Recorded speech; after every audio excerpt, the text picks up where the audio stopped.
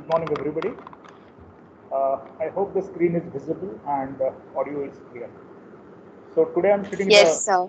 the college, okay, empty classroom, and I'm taking the lecture, waiting for Corona pandemic to get over, and then all of us can meet here and start uh, offline lectures in the regular classrooms. I hope that happens soon, considering the situation which is changing. Okay. So let's get back to the financial statements of the company. Schedule 3 years of Companies Act 2013.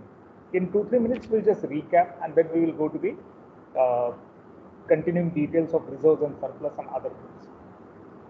We started with basics of Schedule 3. Basically, Schedule 3, we are going to refer to what is called as financial statements that comprises of balance sheet, statement of income, cash flow statement, statement of changes in equity. It's basically a vertical format that we'll be referring to. There is no more horizontal format provided by Schedule 3, unlike earlier Companies Act 1956. The major distinction in Schedule 3 is based on some international principles of liquidity, which distinguish between current and non-current assets, or even for that matter, liabilities. The term current basically refers to situation where any one of the 4 tests is to be satisfied. We have seen those tests in detail. It refers to operating cycle also, and anything other than current will be treated as non-current. So these are the details that we discussed last time. Then we started off with the format of balance sheet. I have shown you the format of balance sheet, and I have also told you that in Companies Act Schedule 3, the balance sheet could be just single page, so you can't provide all the details under each head. So each head will be supported by additional information. We call them as notes, notes to the account, and each note will be serially numbered, and that number will appear on the face of balance sheet. So against the particular head, major head in the balance sheet, we will have a note reference, and that note will give you all the related disclosure and information as mandated by Companies Act or otherwise. So in that order, on the liability side, the heading is equity and liability, and under the shareholders fund, the first part of it, we have discussed about share capital. We discussed all these aspects of share capital in the last lecture. Then we were on the second item in shareholders funds, that is about reserves and surplus. Last lecture we spoke about capital reserve, capital redemption reserve, and securities premium account. And today we'll start off with debenture redemption reserve. Whenever the company issues any debentures, as per the provisions of Companies Act, it is necessary to create a redemption reserve. It is necessary to set aside some profit for redemption of debentures, and that information will depend on the terms and conditions of issue of debentures. So every year the company will appropriate some portion of its profit to a reserve called as debenture redemption reserve. The reserve will be carried forward in the balance sheet. After the yes, anything? After the debentures are redeemed by the company, then this will become a free reserve, and you may transfer it to profit and loss account or even to general reserve. But till such time the debentures are yet to be redeemed, you cannot use this reserve for any other purpose.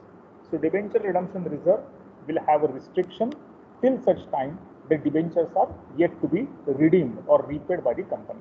Once that happens, then you can transfer it to general reserve or credit balance of P&L account, because it is as good as a free reserve at that point of time. The next one is revaluation reserve.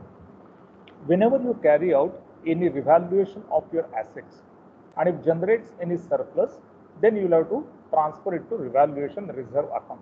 And this revaluation reserve account will have that kind of a surplus which arises from revaluation of assets. If there are any write-offs in respect of reduction in value of assets, those will be adjusted, and a balance of revaluation reserve can be carried forward in the balance sheet. Apart from this, you may have some other reserves. For example, earlier there were some benefits in income tax. So in association with those benefits, the companies were required to create certain reserves. So those kind of reserves you may have in the balance sheet. Sometimes the company also creates a reserve like dividend equalization reserve. Okay, it is not a statutory reserve, It is not a statutory mandate to maintain dividend equalization reserve. But the companies may transfer every year some amount to dividend equalization reserve. And if in a particular year there is a loss or profits are not sufficient, you can always fall back on such reserve for maintaining the steady rate of dividend. So such reserves will appear under the head other reserves. Then the next is surplus in profit and loss account with appropriation.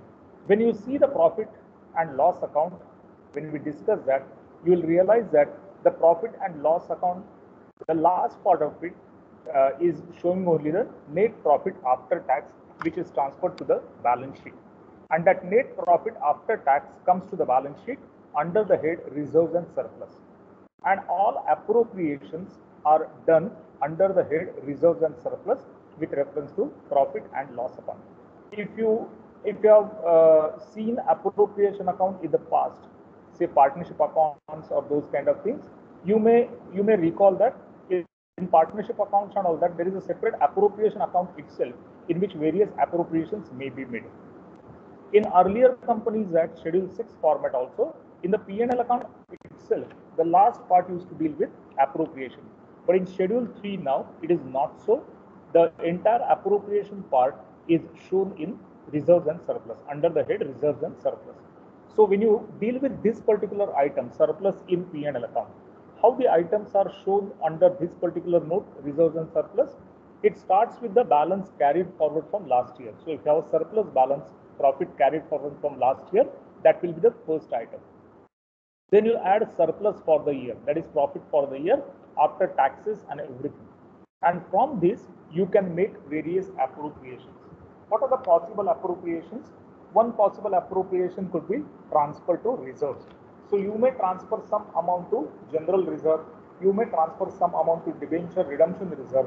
So these are possible utilizations or transfer to reserve. Apart from that, one more appropriation may be reflected there, and that is dividend. If you have paid any dividend during the year, that is again an appropriation of profit. So that dividend paid during the year will also be reflected as part of this appropriation. And after these adjustments, whatever is the closing balance in P&L account, which is a credit balance, will be carried forward as part of your reserves and surplus. Then the next item is debit balance in profit and loss account. If you recall the debit side, the asset side of a balance sheet, you must be conversant with the fact that usually in case of partnerships and all that, the debit balance in P&L account is shown on the asset side as a last item. We call it as miscellaneous expenditure.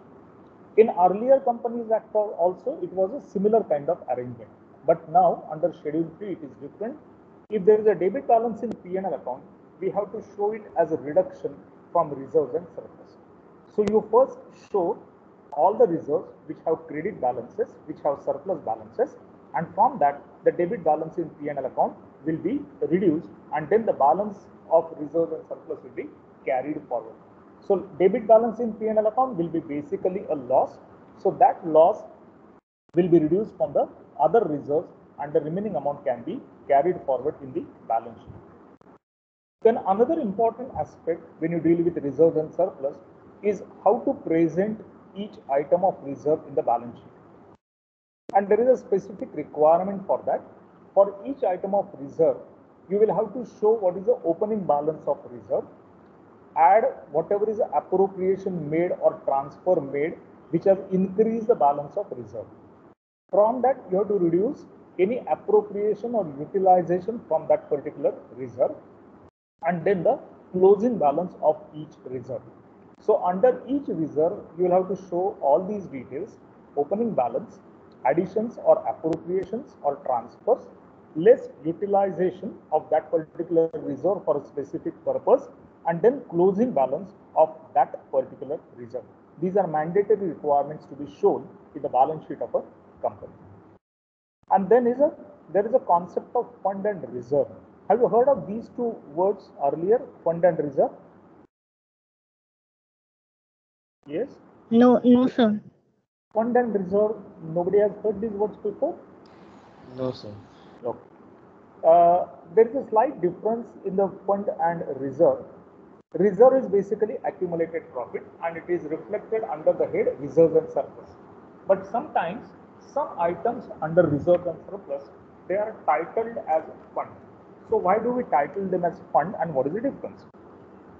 The logic is, in case of fund, you are expected to invest that reserve or that money outside the business in some government securities or trust securities or some safe kind of investments which are permissible.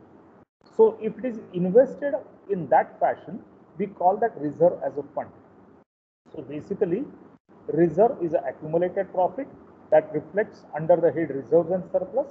If this money is specifically invested outside the business in the form of some specified securities, then we call that reserve as a fund. And then instead of word reserve, that item will be shown in the balance sheet as ABC fund or whatever. So the word fund is used only when the amount is invested outside the business. If it is not invested outside the business, it will simply be a reserve and accordingly it will be reflected under the head reserves and surplus. Are you clear about these various items of reserves, disclosure requirements and presentation, etc.? Yes, sir. Any clarity, any examples, any doubts to be clarified on this, or can we go ahead?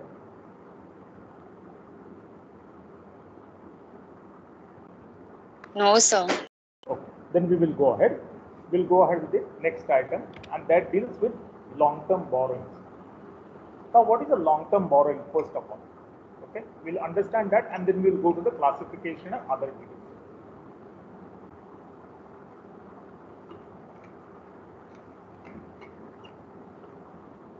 Earlier, we have seen the distinction between current and non-current liabilities. Current liabilities are those which are payable within the operating cycle or which are related to your trading activities, or where you have where you do not have unconditional right to defer the payment, or where that liability is expected to be settled within a period of 12 months. These are the requirements. Any one condition satisfied, we call that as a current liability. If it is not satisfied, we call that as a non-current liability. So basically, long-term borrowings are in the nature of non-current liabilities, because in all these cases, you will not be able to satisfy those conditions. If the conditions are satisfied, it will not be a long-term liability. So the Act does not specifically say what is a long-term liability, but we need to apply the same distinction which we apply for current and non-current liabilities. Now, under the head long-term borrowings, how do we show the data? Okay, the classification requires that you should show the bonds and debentures, term loans, which could be from banks or other financial institutions, deferred payment liabilities, deposits, loans from related parties, and any other long-term borrowings. So let us understand one by one what all these items are. Firstly, it is a bond or debentures. Company may issue bonds or company may issue debentures on certain terms and conditions. So such bonds or debentures, if they are long-term borrowing, if their repayment period is more than 12 months, they will come under the head long-term borrowing. You may have taken term loan from bank or financial institutions.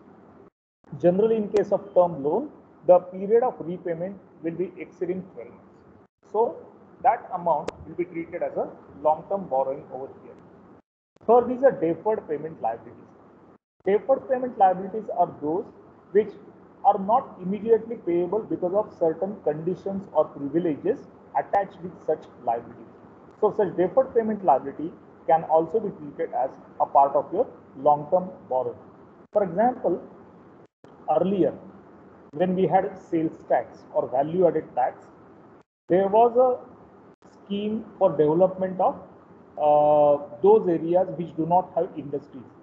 So people were encouraged to set up industry in those areas, and whatever manufacturing and sale they do from that particular location, which is in remote areas, underdeveloped areas, they had this deferred payment option for sales tax. So suppose you make a sale in a particular year. Normally you are supposed to pay sales tax on monthly basis or quarterly basis as per the rules. But in these cases, they were allowed to make a deferred payment. That is after a couple of years, after 2-3 years like that. So it was a sort of providing them working capital finance through the deferred payment option for sales tax. So if you have any such items where the amount is not immediately payable and you are satisfying with the criteria of non-current, then it will be reflected under the head long-term borrowings. Then you have deposits. You must have heard of companies taking public deposits on certain terms and conditions as per Companies Act. So these are basically long-term borrowings. So these deposits will be shown under the same head. Then loans from related parties. Loans from related parties will include loans from directors or shareholders or any of their associate companies or business entities in which they are interested, or even their relatives. Those are called as loans from related parties. Even the loans from holding companies, subsidiary company, all these things will be covered under the loan from related parties. So if you have any loans of this kind, then those will be reflected here. The next is others. Apart from this, if you have any other borrowing, then that can be reflected under the same head if it is a long-term borrowing. Now this is a classification, and for each of them we need to disclose some important information. So next 3-4 bullets and maybe next slide, we will try to understand what these disclosure requirements are. Before we go to disclosure requirements, is everybody clear about the classification part? 5 or 6 Yes. Categories in which we have to classify the liabilities? Yes? Okay. Then we go to the disclosure part. The first important disclosure is about secured and unsecured loans and nature of security. See, some of these long-term borrowings may be secured and some of them may be unsecured. So you will have to specify whether these borrowings are secured or unsecured. Now, whenever the borrowings are secured, you will also have to specify the nature of security. For example, certain items like public deposits, these are not secured liabilities. Okay, these are not secured borrowings. So you have to specify that these are unsecured loans or unsecured borrowings. Then there are some liabilities like term loans from banks, which will always be secured liabilities. So let us specify what is the nature of security. For example, if you have taken a loan from bank for purchase of machinery, your machinery will be hypothecated to the banker. If you have taken the loan from the bank for, say, purchase of land and building, your land and building, the asset will be mortgaged to the bank. So this is the nature of security. So all these details of security will have to be provided in this note so that the reader is clear about the type of security which is offered. So first important information is whether the borrowing is secured. If the answer is yes, then provide the nature of security. If the borrowing is unsecured, simply state that the borrowing is not a secured liability. Then sometimes the loans are guaranteed by directors. You take a loan from the bank will definitely ask for some security, but it will also ask at times for the guarantee by the directors. So directors will have to provide a personal guarantee to such loans. And if directors have given any personal guarantees for such loans, that fact will also be disclosed in the financial statement. So wherever there is a loan guaranteed by directors, that has to be disclosed. Then another important aspect to be disclosed is terms of repayment, including interest, redemption and reissue. For all these borrowings, there will be some terms and conditions attached to them. The terms and conditions will be related to interest. That means the rate of interest will be a confirmed thing as per the documentation.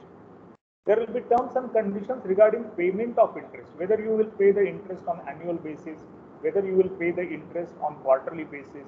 Some type of stipulation will be there for payment of interest also. So that information has to be given in the balance sheet. Then redemption. Some of these liabilities are subject to redemption. For example, debentures. Debentures will be subject to redemption. Public deposits will be subject to repayment after a specified period of time. So terms of repayment or terms of redemption the period after which they are repayable, etc., should be provided. Now, in some cases, you may issue the same security again after redemption. For example, you have debentures. You redeem the debentures, or you what we call it as buyback the debentures and cancel the debentures. That option is also there. A company, subject to certain conditions, can purchase its own debentures and cancel it. After cancellation, it may reissue these debentures to somebody else if it is authorized to do so.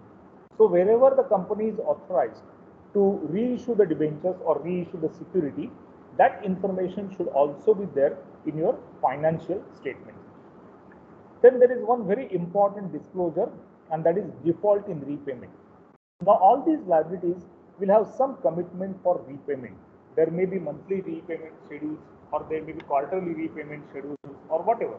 So whether the company has repaid these loans, has repaid the interest in accordance with these schedules or not, that will be commented upon in this part.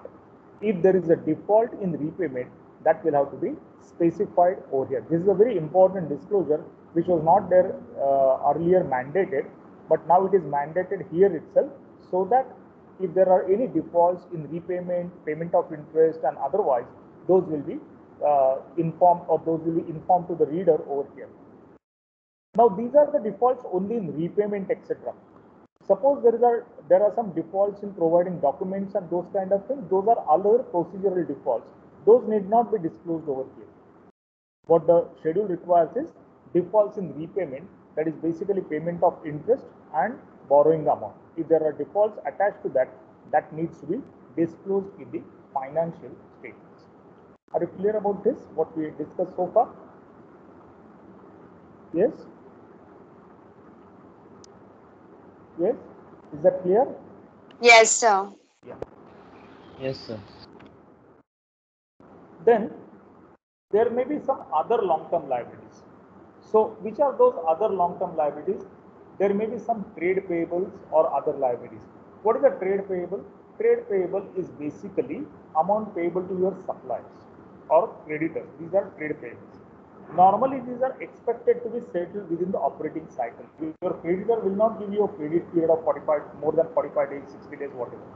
So generally, all these amounts will be paid in normal operating cycle. In spite of that, you may have some creditors with whom you may have done the arrangement to pay the amount after a long period of time. And if those are in the nature of non-current liabilities, then those will come under a separate head called as other long-term liabilities. So apart from borrowing, one more long-term liability will be there on the face of balance sheet under the head non-current liabilities, and that is long-term liabilities in the nature of trade payable or any other liabilities. There may be some long-term provisions also. For example, you make a provision for employee benefits like gratuity. So if you are making any provision for gratuity, which is an employee benefit and which is a long-term provision, that will also be disclosed under non-current liabilities. So these are all items which will come under the head non-current liabilities along with your long-term borrowings, separately from long-term borrowings. Here, one important aspect has to be distinguished when we talk about long-term borrowings or long-term liabilities, and that is current maturity of long-term borrowing. This is a very important item because part of this will go under the head long-term or non-current liabilities, and part of this will go under the head current liabilities. Now, when you say current maturity of long-term borrowing, what does it mean?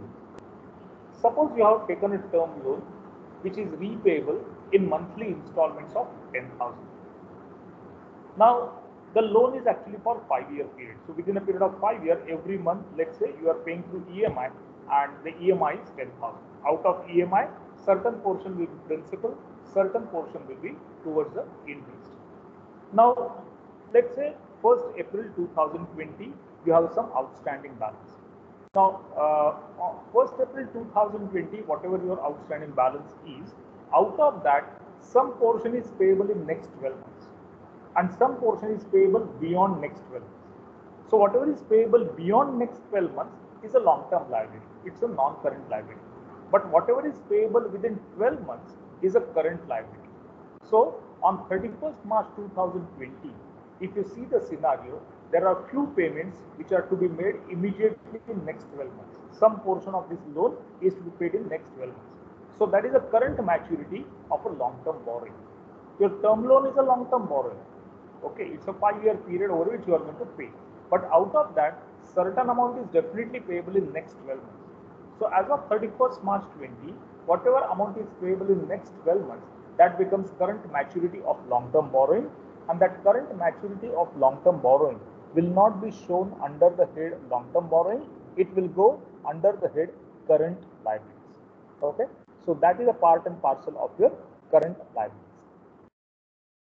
So up to long-term provisions, we have discussed about non-current liabilities, and then we come to the current liabilities. Now under the head current liabilities, one of the item will be short-term borrowing, because short-term borrowing is the one which is usually repayable in a period up to 12 months, or which will be repaid in a operating cycle, etc.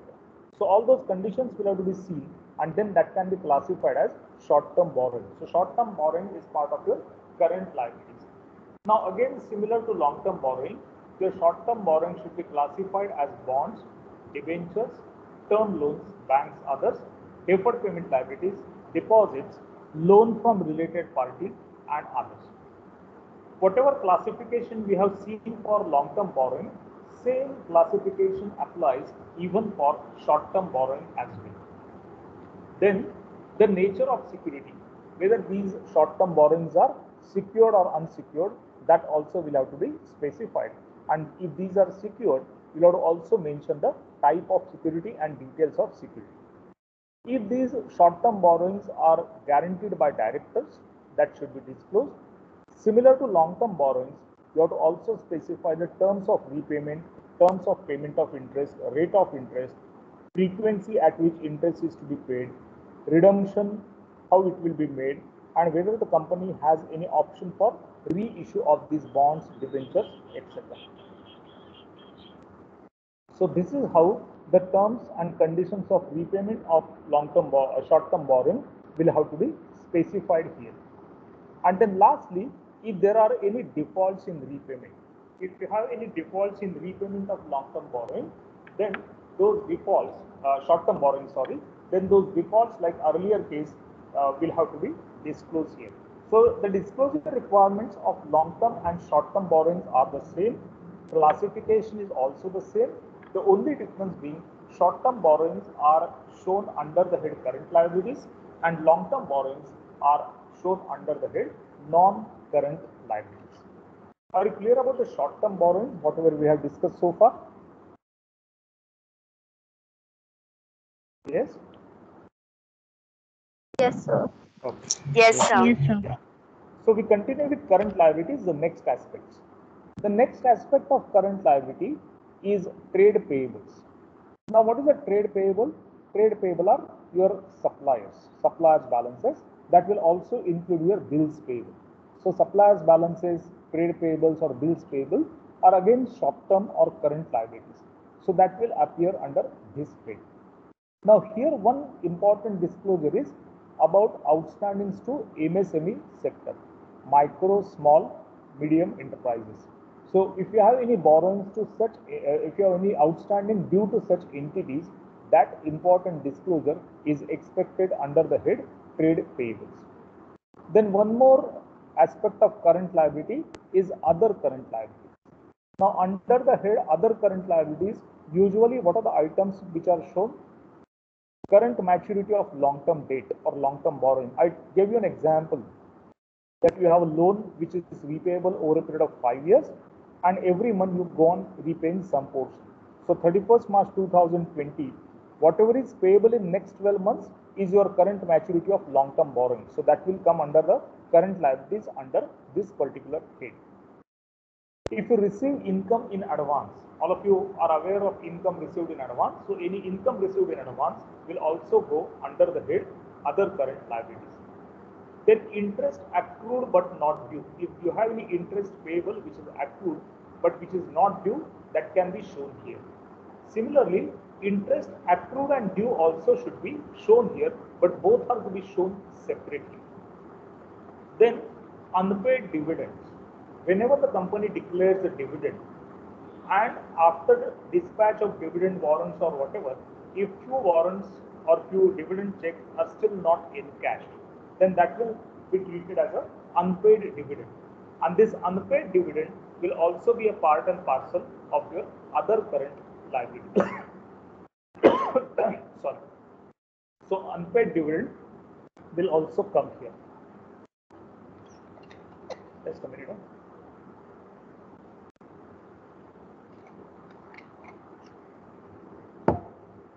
Then refunds on account of share application money.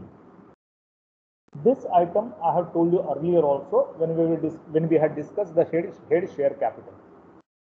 When the company receives application money for allotment of shares, if the allotment is still pending, that amount is known as share application money pending allotment, and that amount is shown separately under the head share capital. Separately, there is a disclosure for that. But suppose the company has already completed allotment process and it has to refund some amount to the applicants because either the applications are not valid or they have paid excess amount and the number of shares allotted were less or whatever. So there is a refund due to the applicant on account of share application money. That is your current liability. Okay, so that will be shown here. Then unpaid deposits and interest which are matured. See, under long-term borrowing, we have seen one item called as public deposits or deposits. Now, these deposits are eventually repaid after a specified period of time. But again, at the time of repayment, suppose some deposit holder has not claimed the amount. His deposit has matured, but he has failed to claim that amount. Or he has not collected the money from the company. Then it will be treated as unpaid deposit.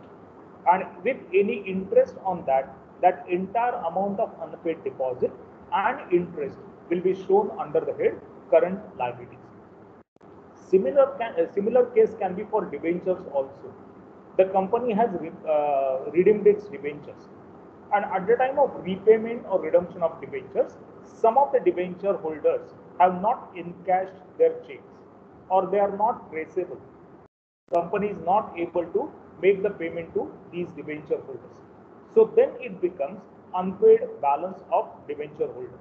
And these unpaid debentures, unpaid balance due to the debenture holders and interest on that, which are already matured, okay, that will be treated as part of your current liabilities. Then any other current liability. There are few other current liabilities, so that will include short-term provisions for employee benefits of others.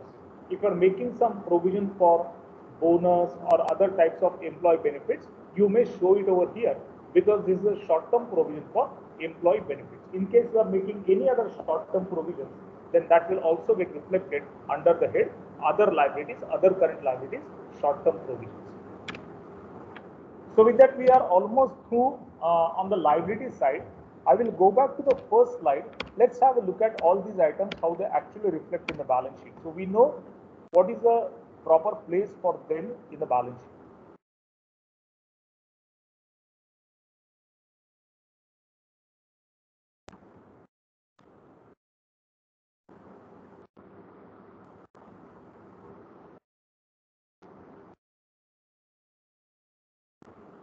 Can you see schedule 3 now?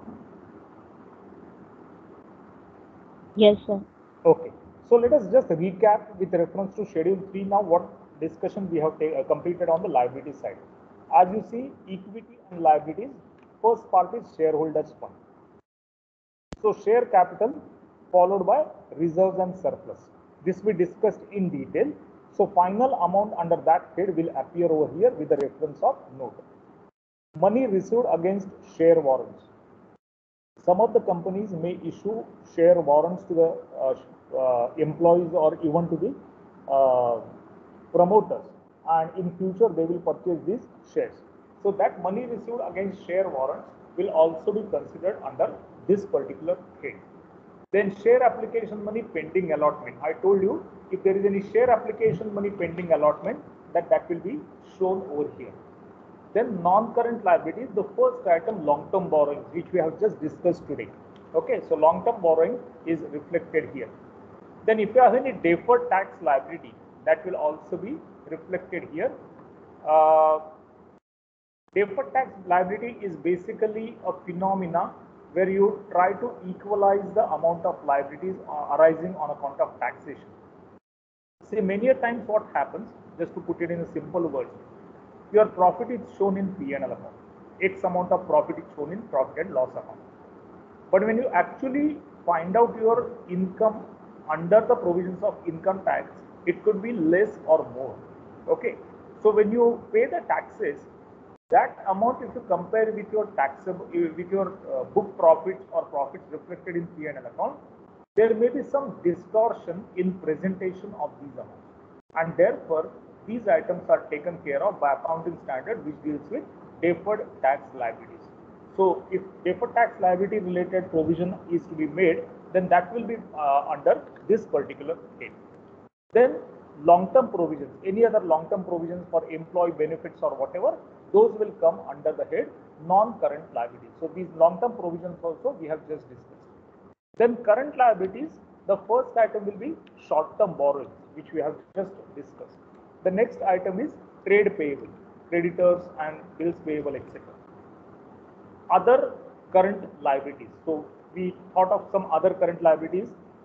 Examples like unpaid dividend, then matured deposits or matured debentures where the payment is still pending, or interest payable on such debentures or interest payable on such items, that is still a part of that.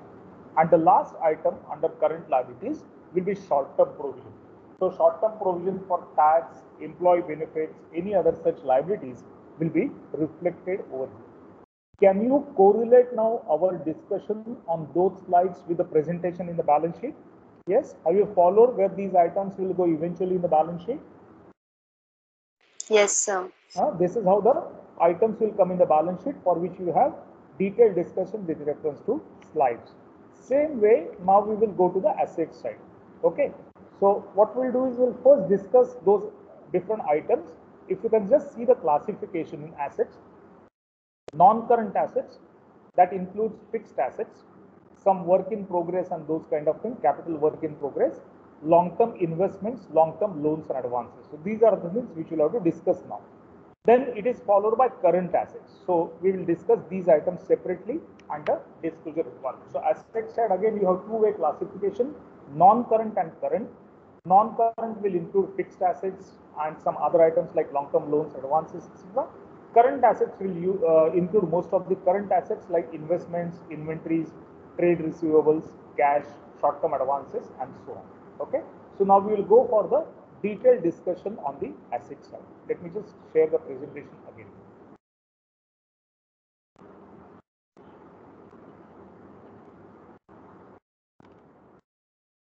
Is the presentation again visible? No, sir.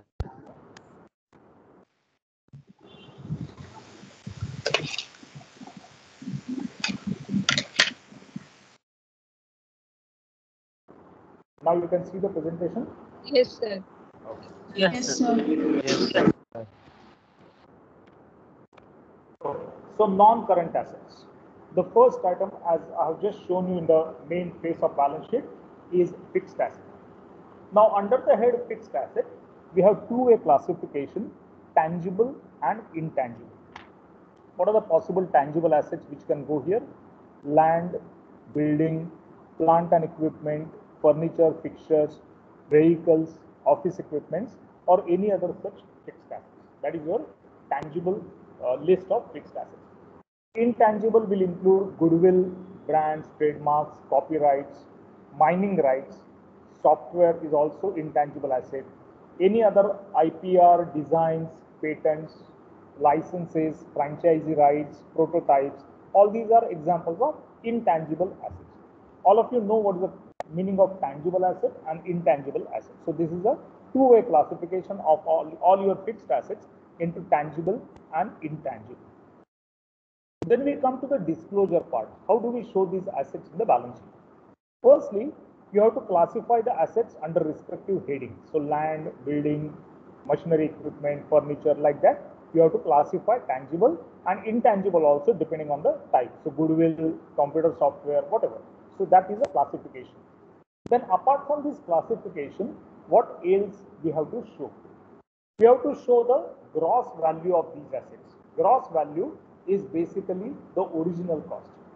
And in original cost, we have to show the opening balance, additions during the year, disposals or sales, and the closing balance. So if you are talking of, say, building, okay, a tangible asset, you have to show what is the original cost, opening balance. If there is an addition, that will be shown. If there is a deduction, original cost will be adjusted, and then the closing balance. Then for every class of asset, you have to also show similar details of depreciation or amortization. Suppose you are talking of plant and equipment, then in original cost, you will show opening balance, additions, disposals, and closing balance. Similarly, in depreciation, you will show opening balance of depreciation, additions during the year, that is the current year depreciation, any adjustments from that, and then the closing balance of depreciation. So all the items of fixed assets will have information for original cost in this manner, as well as depreciation also in this manner. So you have complete picture of any movements during the year. Now you are using the word depreciation or amortization.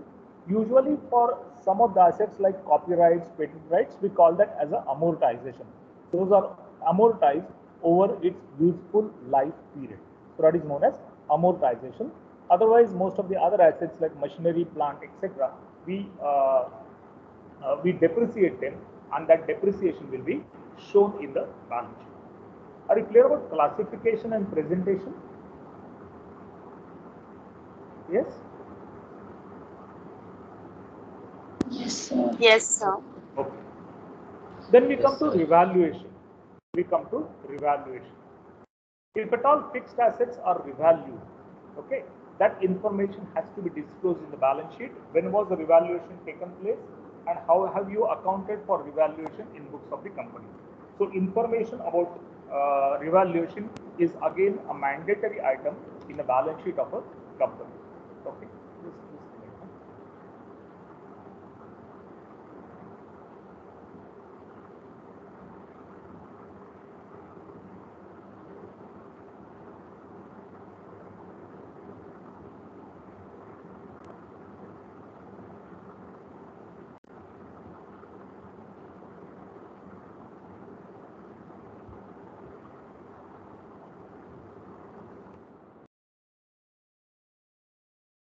So whenever there is a revaluation, you have to disclose that fact in the balance sheet.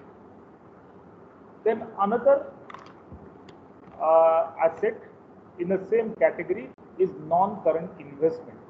We have seen first item as fixed assets, which are non-current.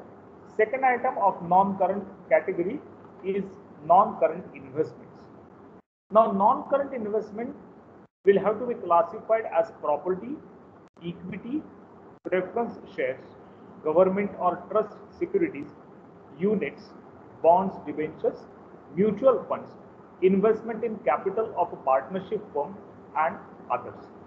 So, normal classification expected under non-current or long-term investment is under these categories: property, equity, preference shares, securities, units, bond, debentures, mutual funds, partnership firms, etc. That's how the classification has to be made. And then remaining items can go in other categories. Now, whenever the investments are made, you have to provide some details of these investments. For example, when the investment is made in companies and partnership firms, you have to give certain information related to such companies and partnership firms. If you have quoted investments which are listed, then you have to provide the market value of such investments. Even for unquoted investments, you have to disclose some information. Similarly, if there is a permanent reduction in the value of these investments, then you have to make a provision, and that provision for diminution in the value of investments will also have to be shown here. And if any of these investments are partly paid investments, then you have commitment to pay the remaining amount on these investments. So that amount also, or those details also, will have to be shown under the head non-current investments. Are you clear about the basics of non-current investments? Yes? Yes, sir. Yes, sir. Okay. Any discussion about fixed assets and investments taken so far, discussed so far? All of you understood what we have discussed so far? Yes, sir. Any queries on Yes, what sir. we discussed? No. No queries? Fine. So I No, think sir. okay. So with that, we will stop for the day. Too much of technical discussion. Let's not force in just couple of lectures. We'll take it at its own pace so that you can understand and remember also what we have discussed today. Okay. So with non-current investments, we will stop for the day. Next time we will continue with other items of non-current category, because there may be long-term loans, advances, deposits, etc. And then it will be followed by current assets. So short-term investments or sundry debtors or cash and cash equivalent, bills receivable, and those kind of things. So what are the disclosure requirements under that, and how do we show these items? That part we will continue in the next lecture. Okay. So can we close the discussion for the day if you have no other queries? Yes, sir. Yes, sir. Sure, sir. Sorry. Sure, sir. Yeah. Just wait for a moment. Okay.